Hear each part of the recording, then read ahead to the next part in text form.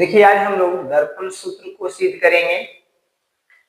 तो दर्पण सूत्र सिद्ध जब भी करना होता है तो या तो अवतल दर्पण में सिद्ध कर सकते हैं या तो उत्तल दर्पण में। यदि सवाल में सिर्फ बोला कि दर्पण सूत्र को सिद्ध करें तो आप चाहे अवतल में सिद्ध कर दीजिए या तो उत्तल में कर दीजिए। लेकिन यदि वह बोल दे कि अवतल दर्पण में सिद्ध करें तो अवतल दर्पण में ही आपको सिद्ध करना है, और यदि उत्तल दर्पण में सिद्ध करने के लिए बोल दे तो आपको उत्तल दर्पण में ही सिद्ध करना पड़ेगा। लेकिन यदि सिर्फ बोल दे कि दर्पण सूत्र को सिद्ध करें तो आप अवतल में या उत्तल में किसी में भी आप प्रूव करके दिखा सकते हैं। ये भी 5 नंबर का सवाल है, इसको आप लोग देखिए। हम आप लोग को अभी करवाने जा रहे हैं अवतल दर्पण में, है ना, दर्पण सूत्र को सिद्ध करेंगे। तो सिद्ध करने से पहले हम लोग डायग्राम समझेंगे। यदि डायग्राम समझ जाते हैं तो जो भी सिद्ध करना है उसको आप लोग आसानी पूर्वक सिद्ध कर सकते हैं। तो देखिए पहले हम लोग डायग्राम समझते हैं। किस दर्पण में हम लोग को सिद्ध करना है? तो अवतल दर्पण में सिद्ध करना है। तो सबसे पहले हम लोग अवतल दर्पण बनाएंगे। तो देखिए हम लोग अवतल दर्पण बनाते हैं। अवतल दर्पण के परावर्तक सतह धंसा हुआ होता है।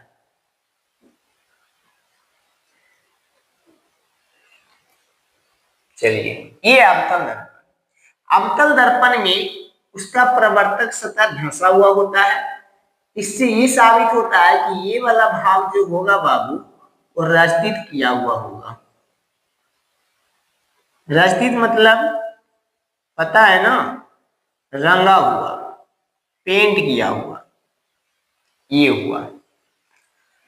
इसका नाम एम और एम डैश दे देते हैं। अब इसमें एक प्रधान अक्ष लेते हैं। तो ये हो गया आपका प्रधान अक्ष।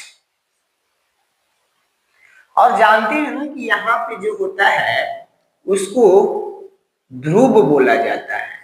और ध्रुव को हम लोग P से रिप्रेजेंट करते हैं, P फॉर पोल। अब यहां से कुछ दूरी पर F होता है, बोले तो फोकस, ठीक है। और जितना दूरी पर ये लिए उतना ही दूरी पर फिर आपका वक्रता केंद्र होता है, बोले तो C होता है, जिसको C से रिप्रेजेंट किया जाता है, ठीक है। थोड़ा सा और आगे ले लेते हैं, डायग्राम बड़ा होना चाहिए। अब देखिए इसको हम क्या बोलेंगे, अभी हम F ले लेते हैं, फिर इसको अभी हटाना पड़ेगा। ये हो गया आपका F और ये हो गया आपका C, मतलब फोकस और वक्रता केंद्र। ये फोकस हो गया, ये वक्रता केंद्र हो गया। अब हम लोग क्या करेंगे कि वक्रता केंद्र और अनंत के बीच, इधर क्या है बाबू, अनंत है, तो अनंत और वक्रता केंद्र के बीच में एक वस्तु हम लोग ले लेते हैं। कहीं भी ले सकते हैं इसके बीच में। तो चलिए एक हम वस्तु लेते हैं, इसका नाम देते हैं A और B, ठीक है। ये वस्तु हो गया। अब आप लोग जानते हैं कि किसी भी वस्तु से यदि प्रकाश की किरणें निकलती है तो अनगिनत निकलती है। तो इमेज बनाने के लिए यानी उसका प्रतिबिंब बनाने के लिए हम लोग को सिर्फ और सिर्फ 2 किरणों की आवश्यकता होती है। तो चलिए इससे, इस वस्तु से एक किरण निकलती है और दर्पण की ओर जाती है, ठीक है। दर्पण की ओर ये जा रही है इसलिए ऐसा डायरेक्शन होगा, और दर्पण से टकराकर रिफ्लेक्ट हो जाती है। तो रिफ्लेक्ट होकर के कहां से निकलती है बाबू, तो रिफ्लेक्ट होकर के हमेशा फोकस से गुजरती है। इसको हम लोग फोकस से निकाल देंगे। इंच से आप लोग बनाइएगा तो सीधा जाएगा। हो सकता है मेरा थोड़ा हल्का टेढ़ा हो जाता होगा क्योंकि हम ऐसे ही खींच रहे हैं ना। अब दूसरी किरण जो है वक्रता केंद्र से निकलती है। ये दूसरी किरण जो आपका है वो वक्रता केंद्र से निकल गई। ठीक है, इसको थोड़ा हल्का सीधा कर लेते हैं, यहां से टेढ़ा है ये और ये। तो क्या देखिए, ये प्रकाश की किरण दर्पण की ओर जाती है और दर्पण से टकराने के बाद मुख्य फोकस से होकर निकल जाती है, और दूसरी किरण जो है वो वक्रता केंद्र से निकलती है, और जहां पे दोनों किरण टकराती है वहीं पे क्या बनता है, प्रतिबिंब। तो देखिए यहां पे टकराया, इसका मतलब प्रतिबिंब, ये प्रतिबिंब बन गया। ठीक है बाबू, इस प्रतिबिंब का नाम देते हैं हम लोग ए डैश और बी डैश, ये नाम दे दिए। ये इधर से गया है, इसका डायरेक्शन आप ऐसे दे सकते हैं, इसका ये डायरेक्शन आप इधर से दे सकते हैं, कोई दिक्कत नहीं है। अब यहां से देखिएगा, अब हम लोग मानेंगे जो भी था यहाँ पे हम लोग लिख लिए, मतलब जो भी था हम लोग डायग्राम बना लिए। यदि डायग्राम आप लोग को बनाने आ गया तो आधा काम यहाँ हो गया आपका। अब इसी को देखकर यहाँ लिखना होता है, तो हम यहाँ पे लिखते हैं कि माना एम डैश एक अवतल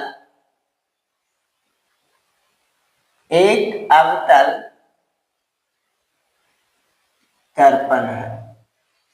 ठीक है, जिसमें एफ फोकस, सी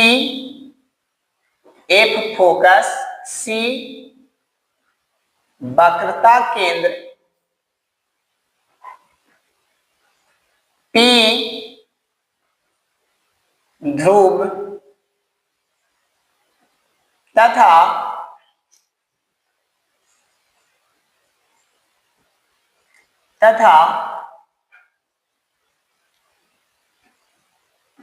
प्रधान अक्ष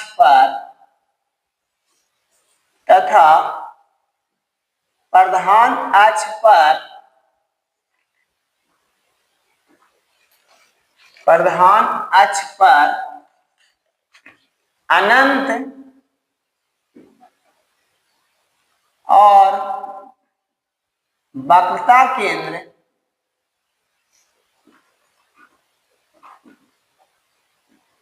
के बीच ए बी एक वस्तु रखी गई है। बस इसी को देख के लिखना है, कुछ करना नहीं है ना। एम डैश एक अवतल दर्पण है, जिसमें एफ क्या आप लोग जानते हैं, है ना। एफ क्या है, मुख्य फोकस है। सी क्या है, वक्रता केंद्र है। पी क्या है, ध्रुव है ना। तथा प्रधान अक्ष पर, ये जो प्रधान अक्ष है ना, इसी को देख के लिखना है। प्रधान अक्ष पर कहा, वक्रता केंद्र और अनंत के बीच एक वस्तु रखी गई है। कौन सा वस्तु का नाम क्या है, ए बी है। के बीच ए बी एक वस्तु रखी गई है, जिसका प्रतिबिंब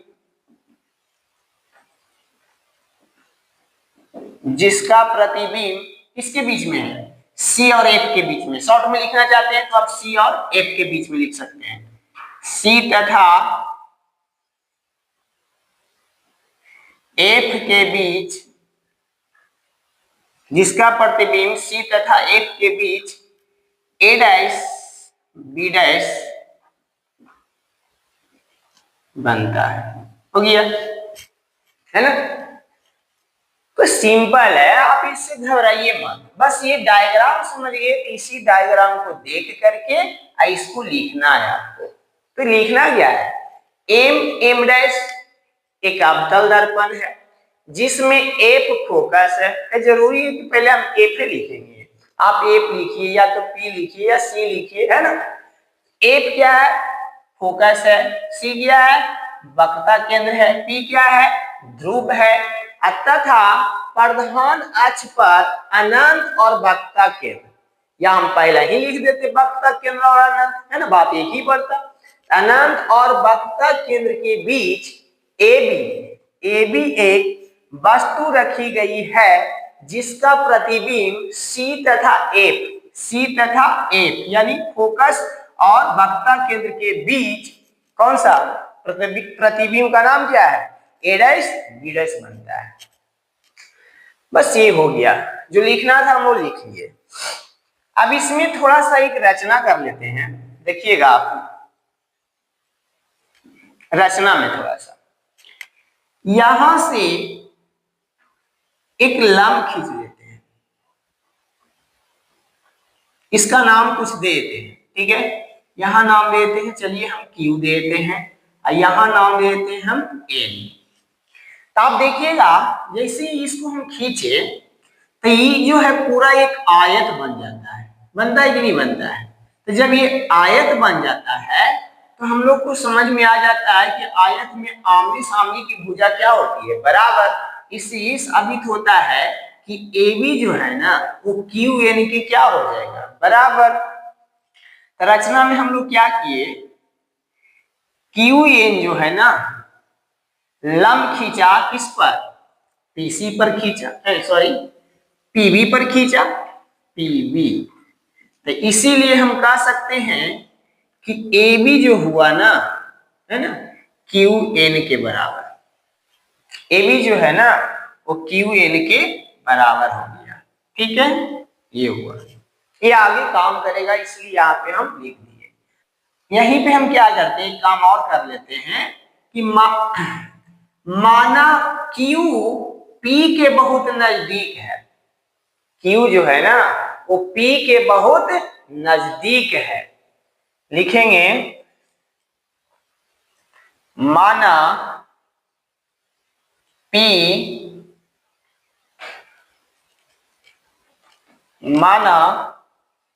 Q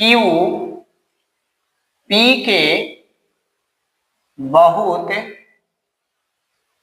नजदीक है।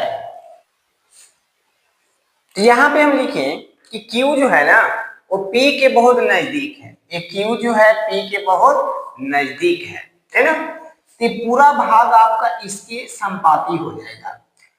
तो ये बिंदु N जो है ना इसके सामने आया थी, N आ जाएगा आपकी P के ऊपर। तो हम कह सकते हैं कि FN जो होगा वो PF के बराबर होगा। क्यों? क्योंकि ये N जो है ना इसके सामने आया था, ये बिंदु यहां लेकर चलना है। ये हम खींचे हैं क्योंकि एक ट्रायंगल तैयार होना चाहिए, ट्रायंगल तैयार करने के लिए इसको लिखा गया है। तो देखिए FN यहां से तैयार हो गया, FN अब बराबर हो जाएगा PF, ये बिंदु इसके ऊपर आ जाता है, ये हो गया आपका PF। चलिए जो भी जरूरत पड़ने वाला था सारा चीज यहाँ पे हम लोग लिख लिए। देखिए आप जो सिद्ध करना है उसको नोट करेंगे।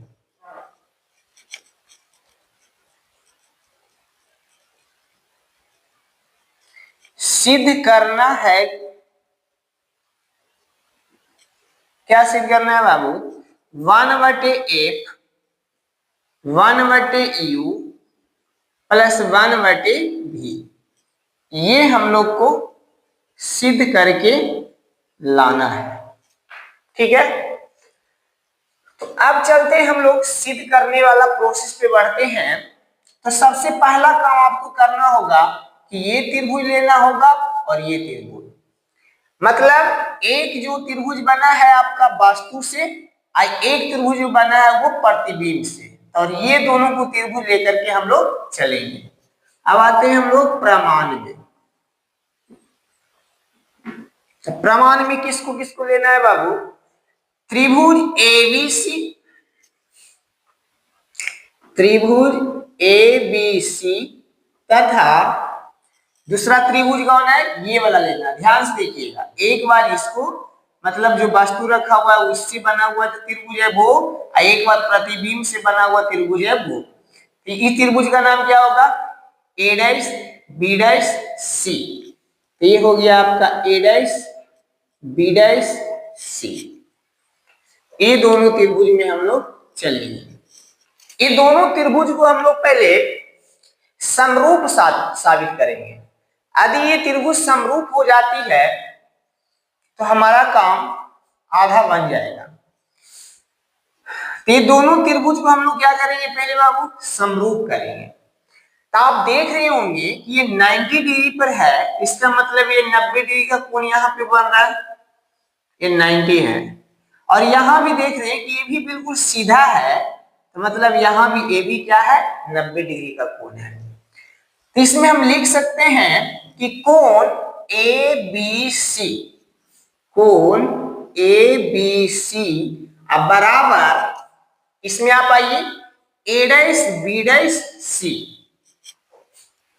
A dash B dash C बराबर दोनों के दोनों क्या हो गया, 90 डिग्री।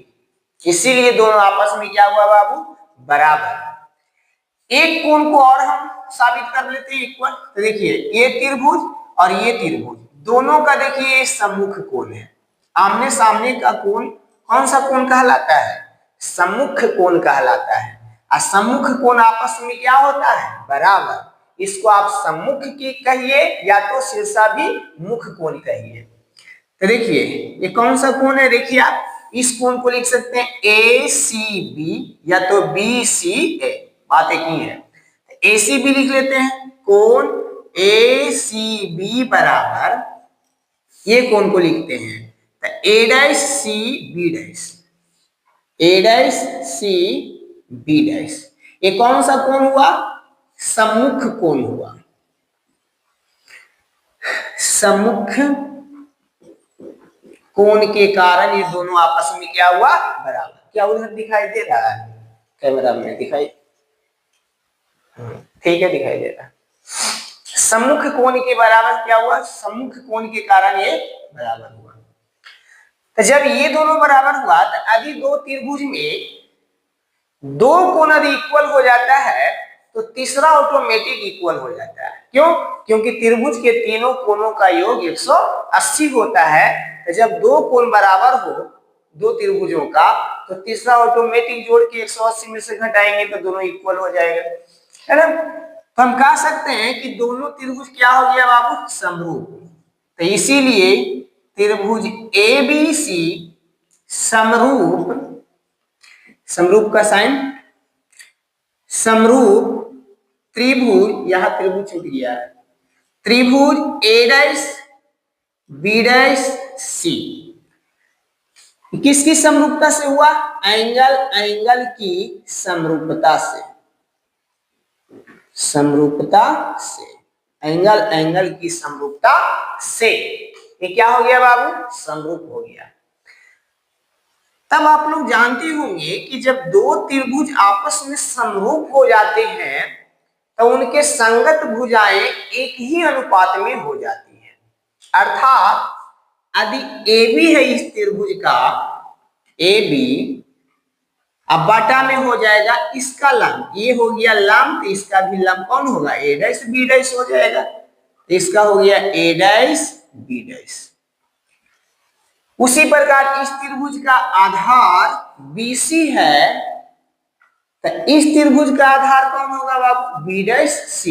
ये त्रिभुज देखना है आपको, ये त्रिभुज, ये त्रिभुज में आधार कौन हो गया, B डैश C। तो ये हो गया आपका B डैश C, ठीक है। ये हो गया इक्वेशन फर्स्ट।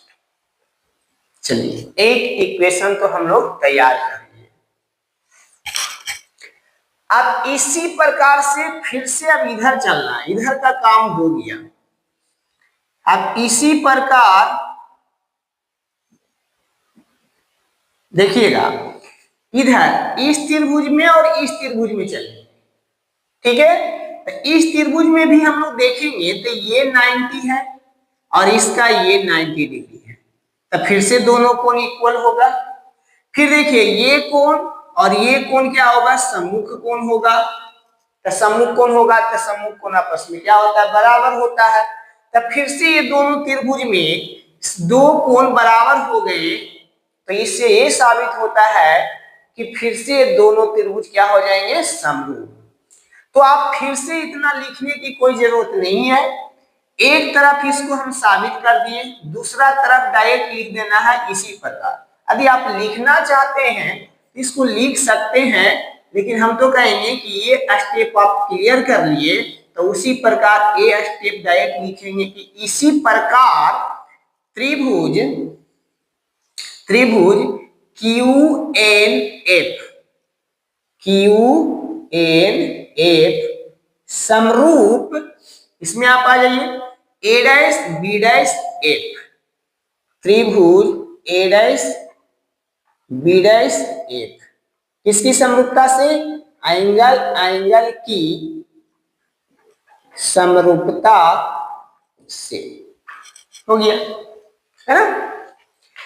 तो फिर से ये त्रिभुज यदि समरूप हो गया बाबू तो इनकी फिर संगत भुजाएं एक ही अनुपात में होगी। तो हम इसका बड़का त्रिभुज पहले लेंगे, इस तरफ हम बड़का लिए थे तो छोटा लिए थे, इसी प्रकार इधर बड़ा वाला लेंगे फिर छोटा वाला। तो QN इसका लंब तो इसका लंब A डैश B डैश बराबर, फिर इसका आधार कौन है बाबू? FN है, FN, और इस छोटका त्रिभुज के आधार कौन है? B डैश F है, तो ये हो गया B डैश F। अब ध्यान से देखिएगा तो QN छोड़ना नहीं है, इसके बराबर होना चाहिए तभी हम लोग कंपेयर कर सकते हैं। तो देखिएगा QN के बदले हम क्या लिख सकते हैं? AB, है ना? इसीलिए पहले यहाँ पे हम सब कुछ कर लिए थे। तो QN के बदले में हम लिख सकते हैं AB, अब बटा में A डैश B डैश। समझ रहे हैं ना? QN के बदले कौन लिख लिए? AB लिख लिए। इधर भी देखिए FN है, तो FN के बदले कौन लिख सकते हैं? PF लिख सकते हैं। तो FN के बदले में हो गया आपका PF, अब बटा में नीचे हो गया आपका B डैश F। ये हो गया समीकरण 2। ये हो गया समीकरण 2। ठीक है, यदि यहां तक हो गया है तो स्क्रीनशॉट लेना है तो ले लीजिए इधर, क्योंकि हम मिटाएंगे, नीचे दिखाई नहीं देगा और हटेगा भी नहीं। तो अब इसको हम हटाते हैं, ठीक है बाबू? अब उसको इधर लेके आते हैं, इसको मिटा रहे हैं हम।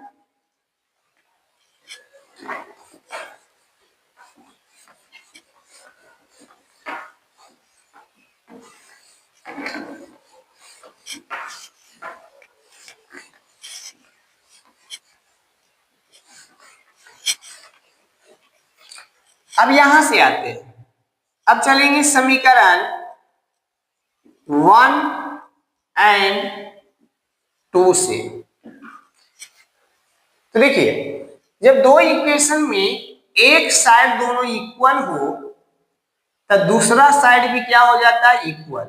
यदि आप चाहे ना कि QN कहां से आया, हम यहां से आपको बता के यहाँ पे लिखे थे, आप चाहें तो यहाँ करके चुकी करके लिख सकते हैं कि QN के बदले कौन आया बाबू? AB आया था, और FN के बराबर कौन था? PF था, है ना? वहां चुकी करके आप लिख सकते हैं। चलिए यहां तक तो क्लियर हुआ। अभी समीकरण फर्स्ट और सेकंड से चलते हैं, तो देखिएगा फर्स्ट एंड सेकंड को देखिए, AB बटे A dash B dash, AB बटे A डैश B डैश, दोनों सेम है। तो जब एक साइड इक्वल तो दूसरा साइड भी क्या होगा? इक्वल ही होगा। तो हम कह सकते हैं कि BC बटे B डैश C बराबर PF बटे B डैश F। ये हो जाएगा PF, अब बटे में हो जाएगा B डैश F। ये दोनों आपस में क्या हो गया बाबू? बराबर। अब देखिए इसको हम लोग ब्रेक कर लेते हैं पहले, ब्रेक करने के बाद सारा मान हम लोग लिखेंगे। ब्रेक क्या करेंगे आप देखिएगा, BC है ना, तब BC देखिए यहाँ पे कहाँ है? B से C तक, B से C ये वाला भाग, तब बी से सी कोई दूरी होता है, हम लोग को इसमें चाहिए क्या, एफ यू भी, इतना चीज चाहिए हम लोग को। एफ क्या होता है, फोकस दूरी, तो फोकस दूरी पी से एफ के बीच की दूरी होता है। हमको यू चाहिए, यू क्या होता है, वस्तु दूरी, तब वस्तु दूरी है पी से लेकर के बी तक।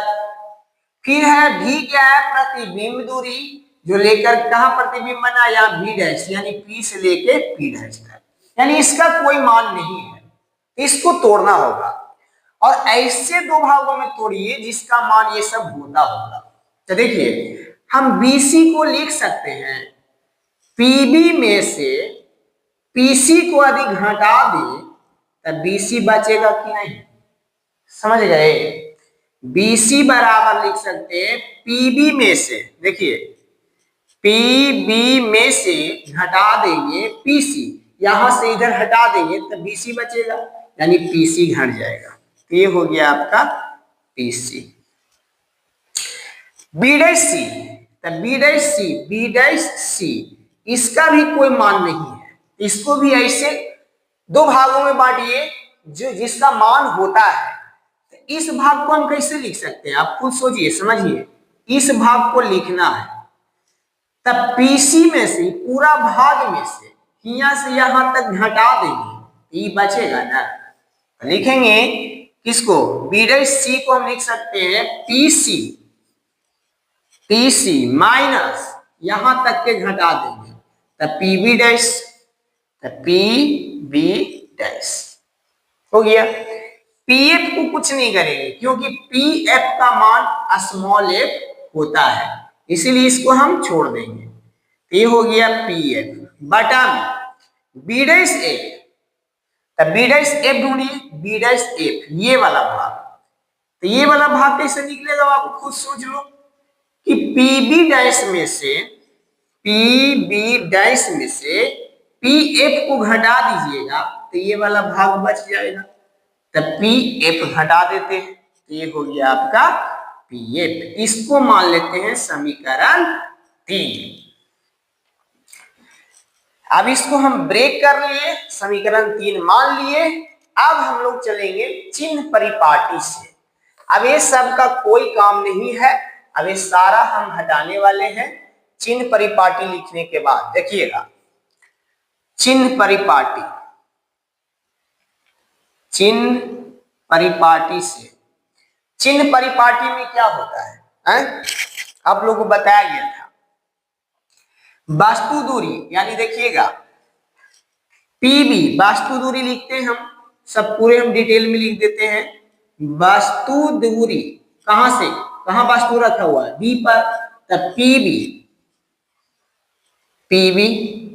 ठीक है। हमको चाहिए प्रतिबिंब दूरी, फिर भी यहां लिख लेते हैं प्रतिबिंब दूरी। तो प्रतिबिंब कहां है बाबू, B' पर, यानी सभी दूरियां कहां से मापी जाती है, ध्रुव से, तब PB' हो गया, PB' ये भी हो गया। फिर हमको क्या चाहिए, प्रतिबिंब दूरी हो गया, फोकस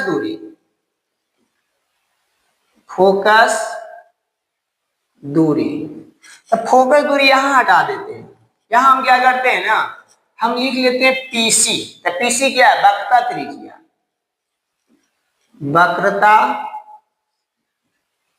त्रिज्या, P से C तक, तो PC वक्रता त्रिज्या क्या होता है, R होता है, तो R हो गया। तो हम कह सकते हैं कि R बराबर क्या होता है, आप जानते हैं ना कि R बराबर 2F होता है।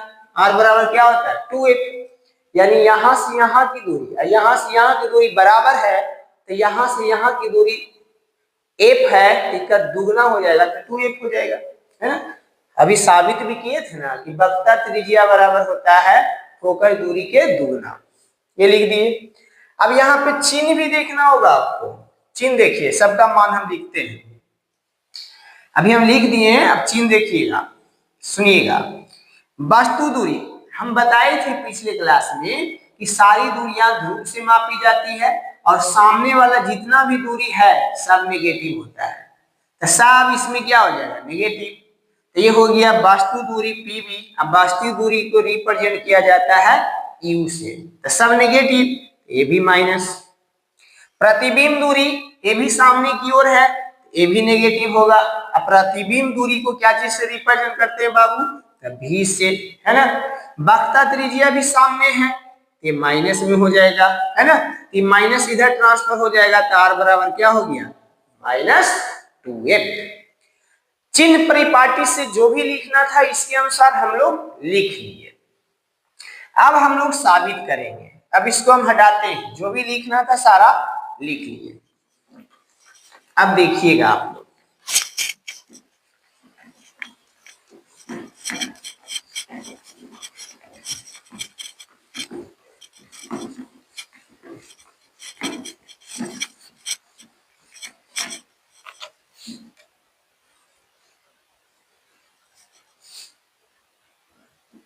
अब समीकरण 3 से आते हैं। समीकरण 3 में क्या है, देखिए, PB माइनस PC बटे PC माइनस PB डैश बराबर क्या था बाबू, PF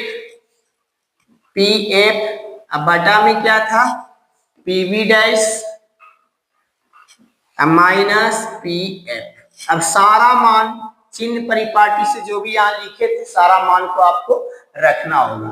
PB कितना है, PB minus U minus PC कितना है, PC जो है ना वो -2f है। PC कितना है, -2f। तो माइनस माइनस क्या हो जाएगा, +2f। एक स्टेप हम कम कर रहे हैं, आप समझिएगा। -2f है, यहाँ माइनस माइनस माइनस क्या हो गया बाबू, +2f। बटा में आप आइए, फिर PC है, तो फिर PC का मान R था, R का मान कितना आ गया, -2f, तो -2f। फिर सूत्र में क्या है, माइनस PB डैश क्या है, -b, ये माइनस प्लस b। PF क्या है बाबू, तो PF तो जानते हैं फोकस होता है, फोकस दूरी। तब PF फोकस दूरी बोले तो क्या F हो जाएगा, है ना। PF फोकस दूरी को क्या चीज से रिप्रेजेंट करते हैं, F से। आप चाहते तो यहाँ लिख भी सकते थे, फोकस यहाँ पे हम लिख दिया। आप जानते हैं फोकस दूरी को क्या बोला जाता है, F, है ना।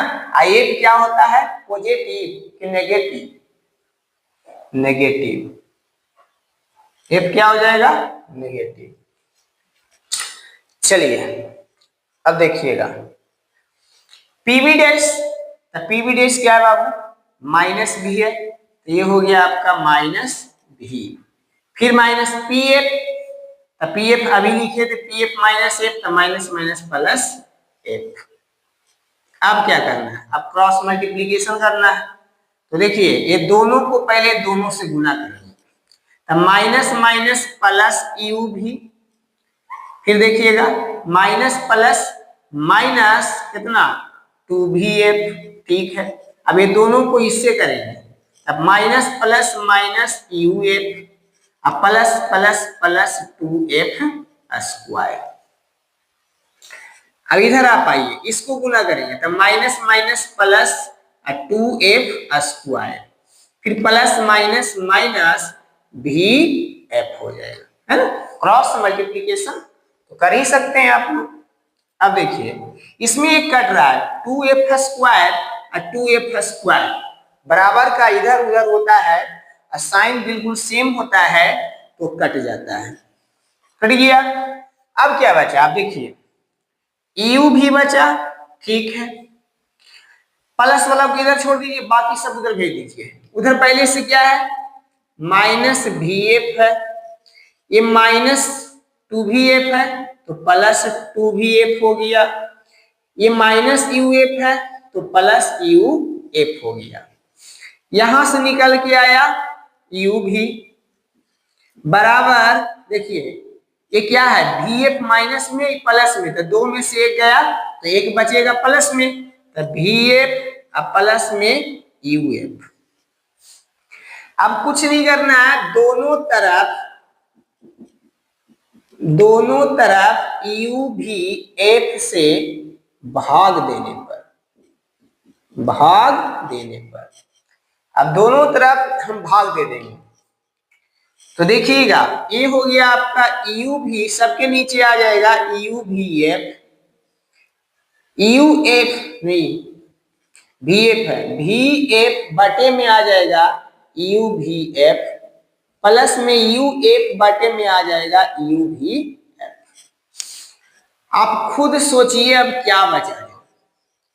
यू भी से यू भी गया तो ऊपर एक बटा नीचे एफ बचा, भी एफ से भी एफ गया तो एक बटा यू बचा, यू एफ से यू एफ गया तो 1 बटा क्या बच गया भी। तो यही तो हम लोग को साबित करना था, 1 बटा एफ बराबर 1 बटा यू प्लस 1 बटे भी। यही हम लोग को सिद्ध करना था, सिद्ध कर दिए दर्पण सूत्र। किसमें? अवतल दर्पण में।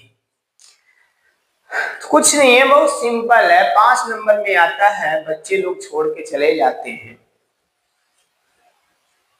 मैथ में यदि आप त्रिभुज पढ़े हैं तो आराम से इसको सिद्ध कर सकते हैं। चिन्ह परिपाटी के बारे में पता है तो आप लोग आराम से इसको सिद्ध कर सकते हैं। इसको खुद से एक बार 2 बार कीजिए, 5 नंबर में आता है। आज अवतल दर्पण में आज करवा चुके हैं, अगले क्लास में आप लोग को दर्पण सूत्र ही सिद्ध करवाएंगे उत्तल दर्पण में, ठीक है। उसके बाद लेंस सूत्र बच जाएगा, उसको भी अवतल में और उत्तल में दोनों में करवा देंगे। बशर्ते आप लोग पूरा वीडियो देखिए, सीखना है तो देखना ही पड़ेगा। पता नहीं पूरा आप लोग देखते हैं कि थोड़ा बहुत देखते हैं और निकल जाते हैं। तो जैसी आपकी मर्जी, पूरा देखिए या मत देखिए, सीखने वाले जो स्टूडेंट होंगे वो तो देखेंगे ही।